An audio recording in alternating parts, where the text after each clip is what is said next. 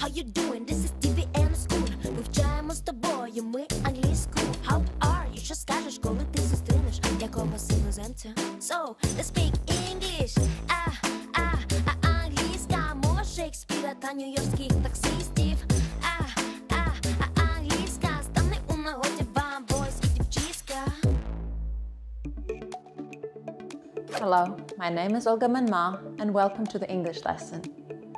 The skill we're going to be practicing today is monologue speaking. Well, when I saw what shall I teach my students of the 11th grade, what would be the most beneficial for them in terms of monologue speaking? Welcome to the adult world, the world of public talks, whether it's university, your first job, or a public event where you're asked to stand in front of a group of people and to produce the talk. Right. Some time ago, I was given the task to give a small talk of about 10 minutes for my colleagues, educators. And the topic I was given is technology in education. I'll be frank with you, after years of working, different job experiences, and teaching English, I still struggle. It took me about 3 days really to work on the text, to edit it, to proofread it, to practice, to see how much time it will take me, and really to remember about all the aspects, such as the quickness of how I'm going to talk, what I'm going to wear, how I'm going to stand, and what I'm going to do with my hands. I'm going to share some of those skills with you today. And, well, yes, I will reproduce actually the talk that I gave to my colleagues. Are you ready? Right, let's start.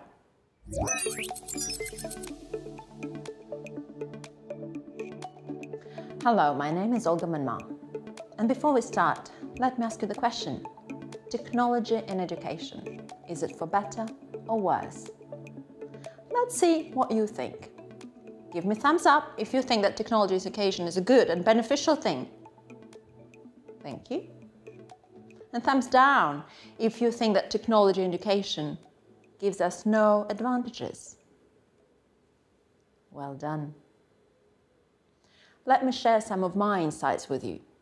I've been teaching for 15 years now, and I've always struggled when I ask myself this question. For example, you give your students a task, you see them using devices, they have Wi-Fi, they have computers, they have their phones, and they would open various tabs, they would Google information, they would search for information, accumulate it, analyze it, and then produce some really cool projects. And you think, wow, technology in education, what a beneficial tool. Or you give the students a task, they are given the same amount of time, access to internet, devices, computers, telephones, and what do you see them doing?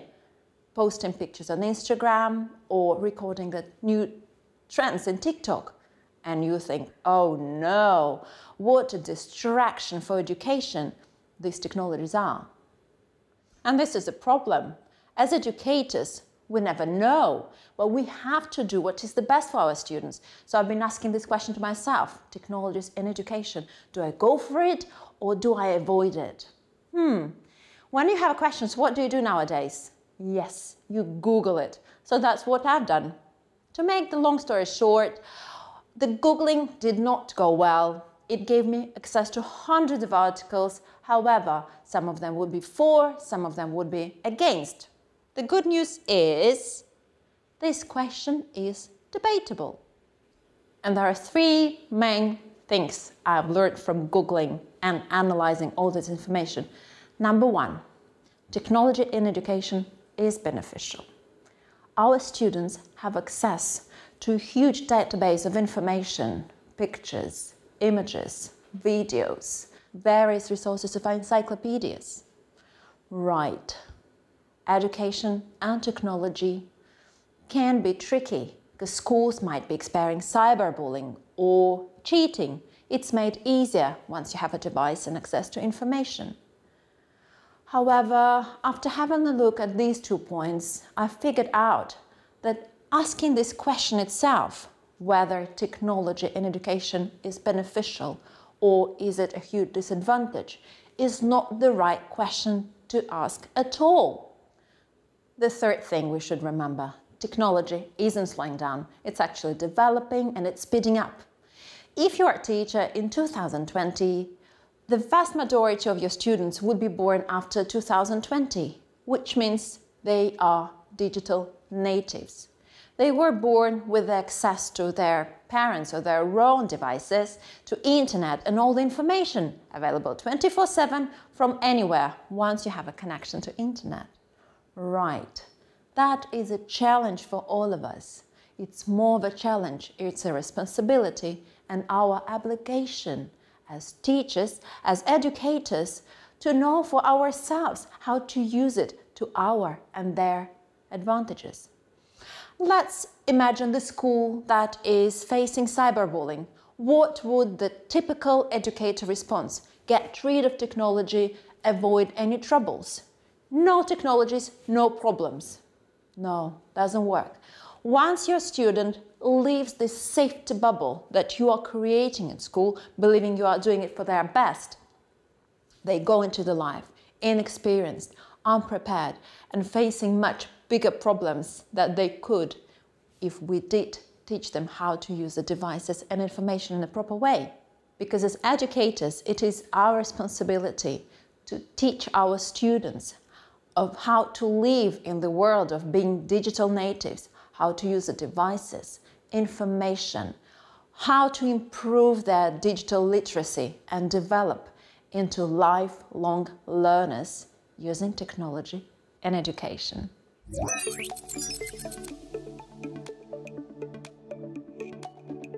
Hello. Oh, hello everyone. I'm very sorry. I'm very nervous. This is the first time I will talk to you, but this will be very interesting. Please help me. Thank you. Thank you.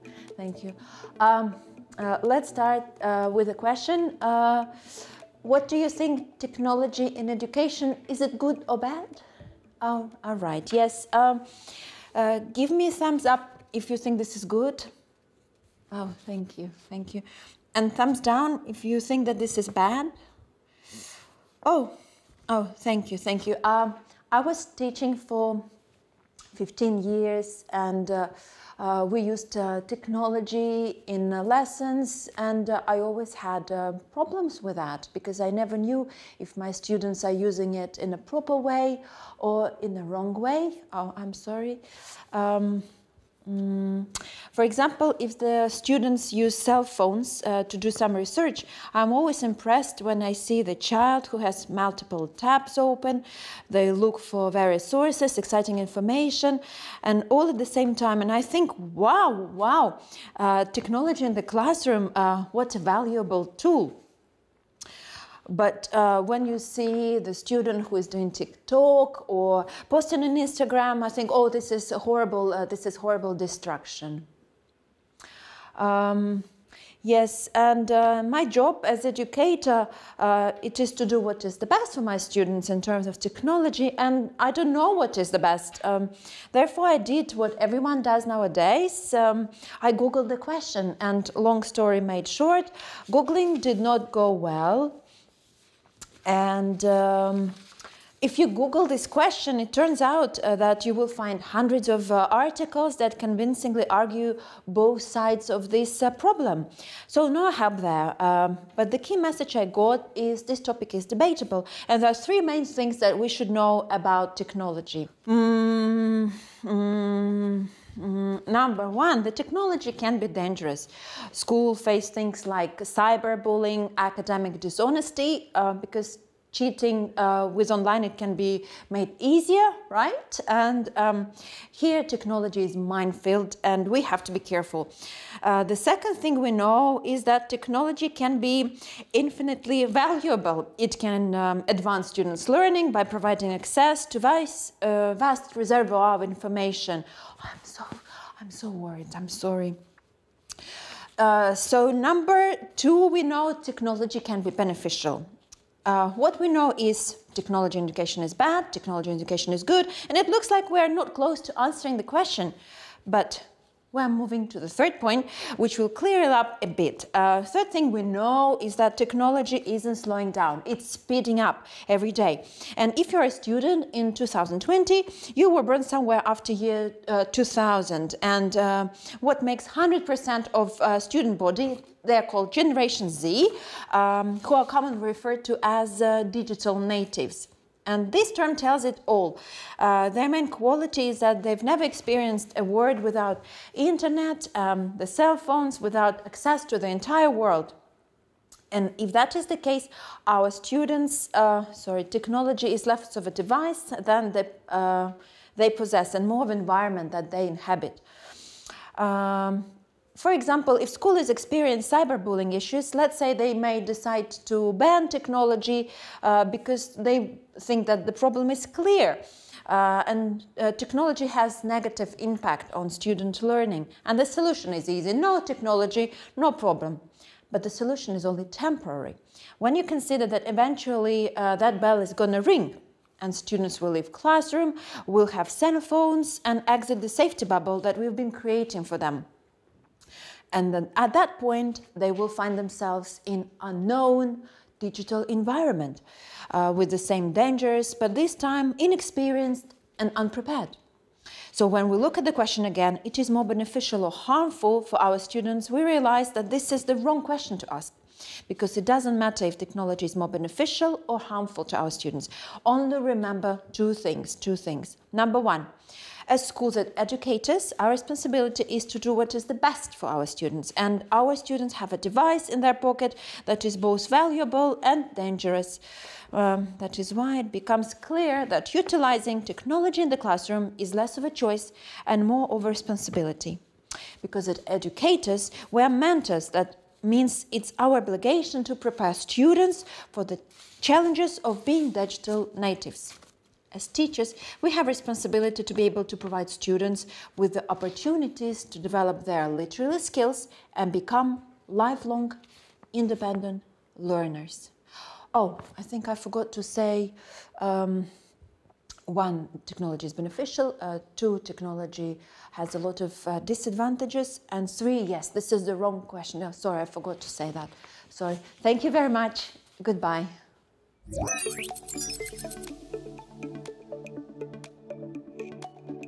Dear students, as you probably guess, the solution is easy.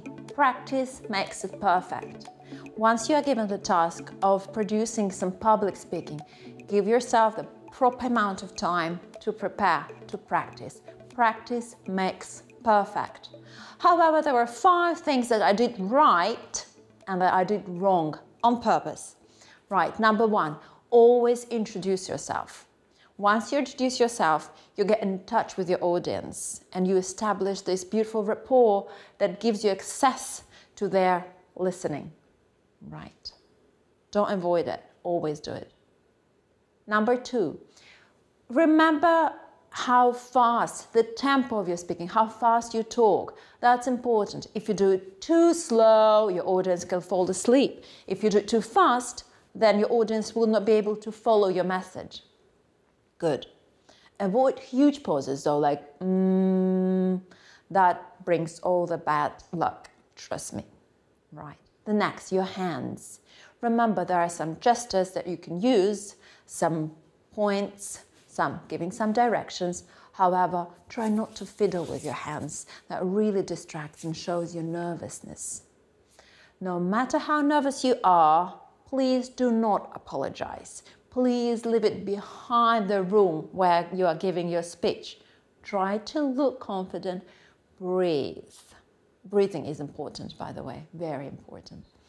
If I continue producing my talk, standing just in right one spot, it might be a bit boring. Give your audience some split of their attention. Try to move, do it confidently and slowly. That will draw their attention to what you're talking. Yes, moving and changing poses is absolutely fine. Another important point is eye contact. Try to keep the eye contact with your audience. If you keep looking down or up or to the sides, that really doesn't get your audience involved. In my talk, I mold my audience by giving them the chance to vote, giving me thumbs up or thumbs down. And the worst thing ever you can do is read. If you stick to your notes and just read, trust me, that won't work. Right?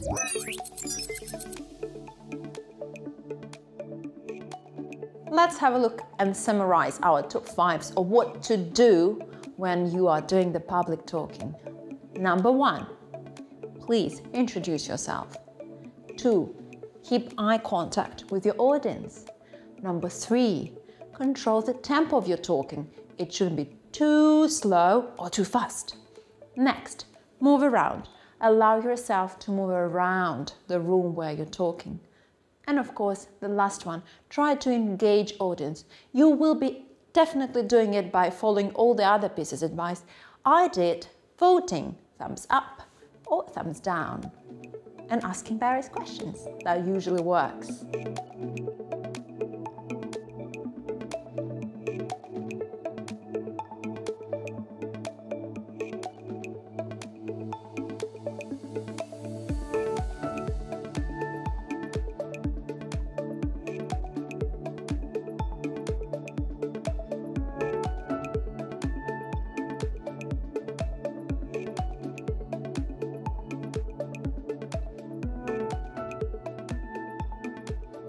And 5 don'ts. Please never do it. Number 1, the worst thing ever, read. Please don't read. The audience will not listen to you. Yes, no matter how nervous you are. Well, trust me, I was nervous when I was talking too. Please do not apologize for what you have said, for how nervous you are. All the huge pauses and really don't work. Avoid playing with your hands. Really, you show your nervousness, and once you start doing this, the audience are not listening to you. And the last thing that I was doing wrong, I was speaking too quickly at times. Again, the audience will not catch your message, and probably they will stop listening to you on minute number 3 or 4 of your talk.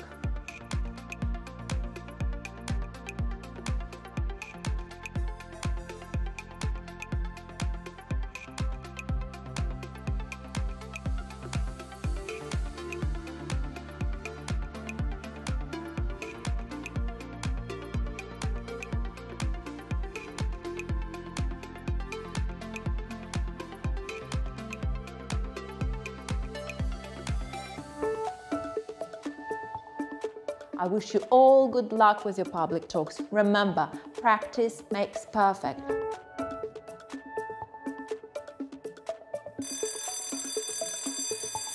I hope our 5s of what to do and what not to do will help to get ready. No matter what event, no matter how big your audience are or who they are, you will always be ready for the public talk. Good luck. See you at the next lesson. Bye.